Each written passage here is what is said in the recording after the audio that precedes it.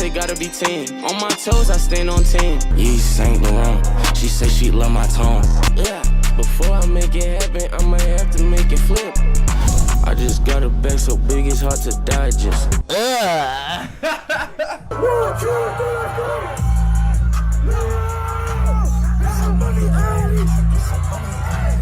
I'ma flex, I'ma go and swim and flex, that's us. It's a fact, it's a rap, you missed that cut. I done told the bitch to take it back and tell him off. Yeah, I went in the bank and I was talking to the vault. Gun club. Do not call me CM. I don't go by that. You could call me FourFive or you could call me FiveY. Yeah, push it, make that shit your power. Push it, make that what you want.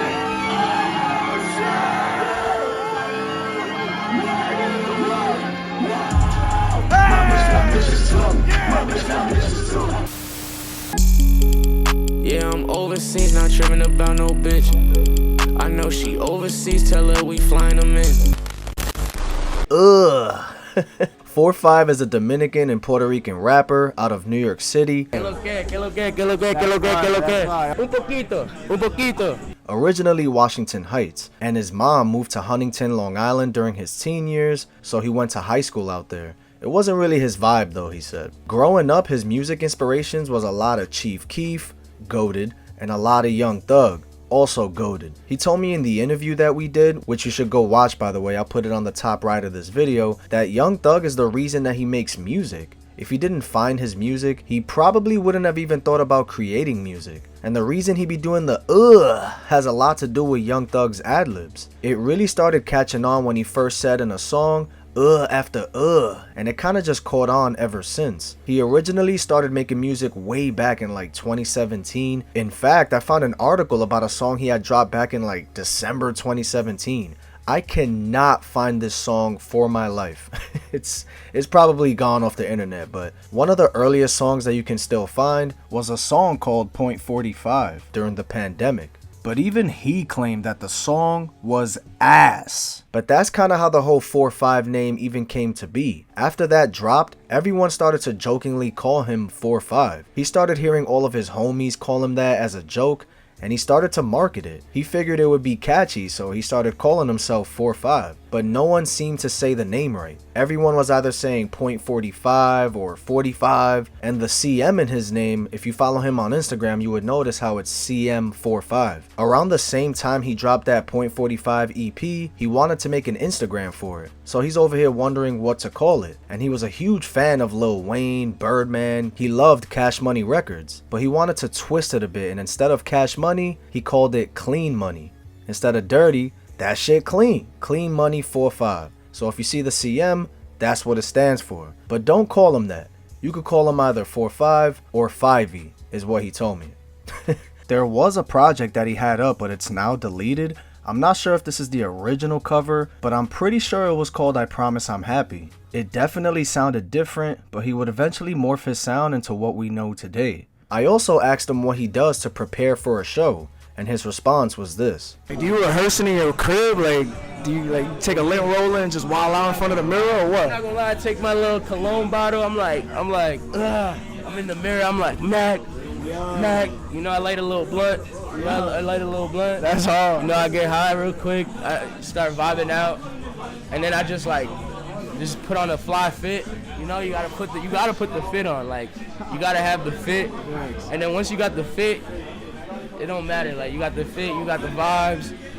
I just close my mind basically. I shut everything down. In terms of shows though, that boy been going crazy. Opening up for Dro Kenji, which was a fire show, Dom Corleo, and Uno the Activist, doing shows in LA, applying a shit ton of pressure. And to be honest, his sets were the littest out of all the 3 shows that I've been to. The energy be insane. And shout out to his manager Heiko too, man. That boy blessed me every time with a ticket, so I really appreciate that. Real cool dude. Personally, one thing that impressed me and I noticed about FourFive right away was the quality of the sound / brand and marketing. 90% of the time when I get put onto a new artist and someone who's just starting out and trying to make it in this game, the mixing is terrible.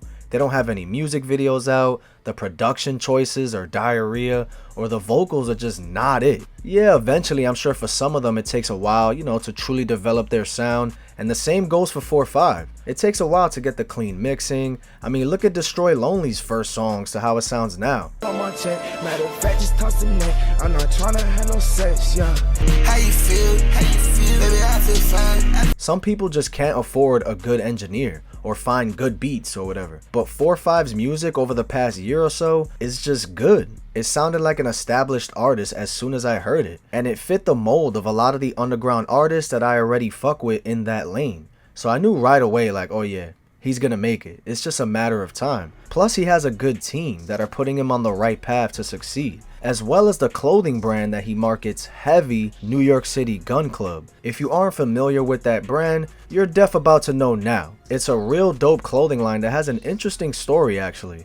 Back in 2019, FourFive was at a Playboi Carti concert and he happened to find a beat up hoodie on the floor with the original classic logo on it. He was rocking with it and took it home with him. Come to find out, that hoodie was just a one-of-one hoodie and nobody was really doing anything with the brand. It wasn't even a brand really. And during the pandemic, FourFive was down bad and needed something to situate his life with. His man's Brandon was the one who designed it, so they ended up coming together to start officially marketing the brand. And FourFive was giving out shirts in Soho, and he paid for all those shirts out of his own pocket, just trying to get it out to as many people as possible, gaining followers rapidly, and it started taking off on the gram. And he was really focused on that for about a year and a half. And now New York City Gun Club is a well-established brand that will continue to grow more and more with every release that they drop. And during that time while he was really promoting the brand, the music wasn't really reaching the way he wanted it to at first. So he ended up switching up his style. Yeah, I know I need more honeys. If I don't, I'm going to hell. Yeah. With a bit more of a rage beat style and not so much melodic and experimenting with singing and whatnot. More of a I'm just gonna talk my shit vibe. And it worked. The first song that really started gaining traction for him was the song 10. During this time, a picture would go viral for him on Instagram. It was all over meme pages, hella likes on Twitter, so he ended up making a music video the next day and really wanted to capitalize on that viral picture. In the video, he was in that same spot as that photo, with the same fit on too. Count too much hundreds, I need me some rest. She want me to pay her the bread. And then he dropped another song not too long after that called Big Mac Truck, which is a super underrated track by the way. It definitely sounds a lot different than most of the songs he's been putting out. This a Big Mac truck. Hopping in a Big Mac bus. But it's still fire. The consistency is definitely there, and I can't say enough about these visuals, bro. The cinematography, the effects are all top notch and super high budget. Like, what is going on, bro? He dropped his first official project on streaming services with Mac in March of 2022, starting off the project with a banger, Pull the Plug. Yeah, push it, make that shit jump up. Push it, make that bitch jump up. And this tape also has probably my favorite song from him, Barracuda. That hoe be on repeat, bro. I done told the bitch to take it back and tell him off. Yeah, I went in the bank and I was talking to the vault. Another track that's hard is Boot It Up, which has an underrated music video too. I heard Lil Shawty whistling, hop in the car.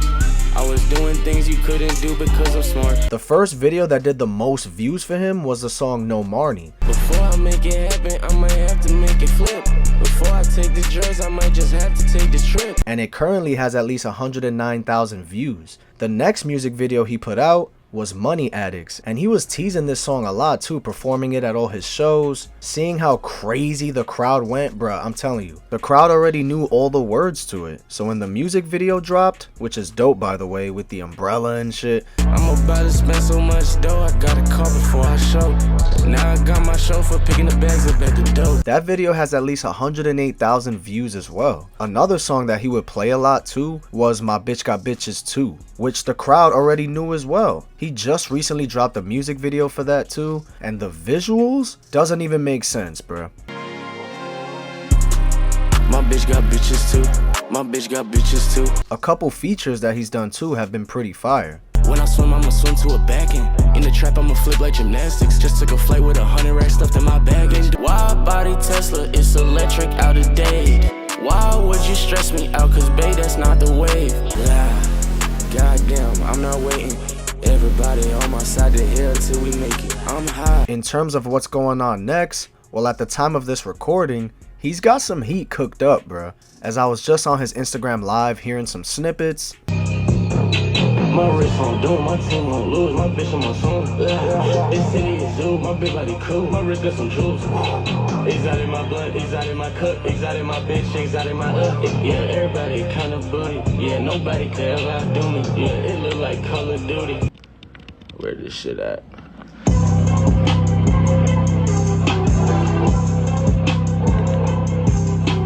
Sticks and stones, take your soul. Big bank roll. Big bank roll. Benz truck might just play its role. On the west side, I cannot find no clothes. He got a project on the way very soon, and he's about to be opening up for Dom Corleo's tour, and a couple headlining shows of his own, with one of them being Knockdown Center in Queens, which has a capacity of 3,000 people.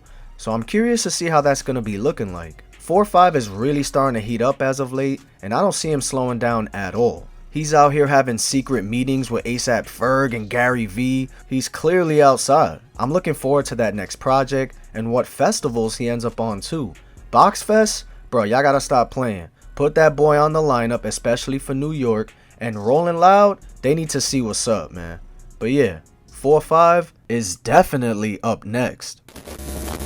One day I went private, I just want a new petite. One day I went private, I ran hop beside a jet.